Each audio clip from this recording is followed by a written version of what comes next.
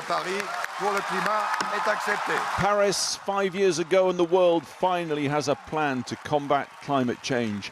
The Paris Climate Agreement. Glasgow 5 years on, perhaps a last chance to implement that agreement at the Conference of Parties climate talks, the COP, here in November. Today the UK was due to launch its COP vision in London. Extinction Rebellion outside, the green, great and good inside. Waiting to hear an announcement about cars as part of that vision, trailed overnight by Downing Street. In the hurricanes and the bushfires and the melting of the ice caps and the acidification of the oceans, the evidence is now overwhelming. But there was no announcement on cars. Indeed, no concrete policy or action announced at all. You have to look on the government website to see they plan to ban sales of new diesel, petrol and hybrid cars by 2035 now, not 2040. I think it would take something like a cut in VAT on new electric vehicles and the inclusion of hybrid vehicles to really make it work. Without those incentives, these targets are a massive challenge. Before the Prime Minister even took the stage this morning, things were already off to a bad start with this. Claire O'Neill avenging Boris Johnson for sacking her as president of COP26, this year's vital climate conference, just 9 months away now in Glasgow. He's also admitted to me that he doesn't really understand it, and it's good that really he said that to you, well, did he? Yes, I mean he's had all sorts of things over the years. He said he doesn't understand climate change. Well, he doesn't really get it, I think is what he said, but others around him do.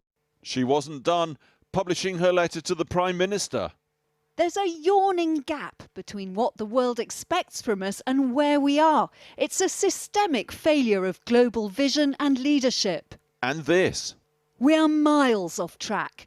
You promised to lead from the front and asked me what was needed. Money, people, just tell us. Sadly, these promises and offers are not close to being met. A very public spat. A looming conference in Glasgow billed as our best chance to save the world as we know it, and no leader in place. And foreign diplomats who are here today say that really matters. The world really needs, and urgently, clear leadership as we move towards that conference. Note this from a key architect of the Paris Climate Agreement. He didn't develop the policy elements or particular views on the geopolitics of climate change. It was basically to say we can make it, we have to bring all countries together, showing that UK can do it and can deliver. So it was sort of a more domestic message. The enveloping sense of shambles topped off today by Downing Street trying to ban journalists from asking questions. Prime Minister, can I just ask, how will you ensure that the next COP is less of a disaster than the last COP in Madrid? Giuseppe, that's one for you. One for the Italian Prime Minister. It's going to be great. It's going to be great. What's your plan? Prime Minister, why did you sack Claire O'Neill? When are you going to name her successor? When are you going to name her successor? But no answers. He was there too, issuing another of his final warnings of why the COP conference matters. This is now up to us to put before the nations of the world what has to be done. We don't need to emphasise to them or to you that the longer we leave it and not doing things but going on talking about the problems, the worse it's going to get. Thus, the UK's presidency of the Glasgow COP conference is now launched, but there's no captain on the bridge, and it feels rudderless.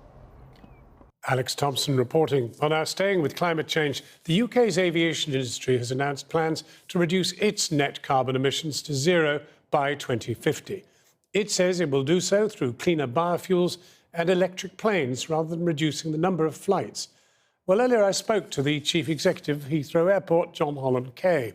I began by asking him whether, given the concern expressed by some environmentalists about biofuels, the airline industry should be relying on them to make itself carbon neutral.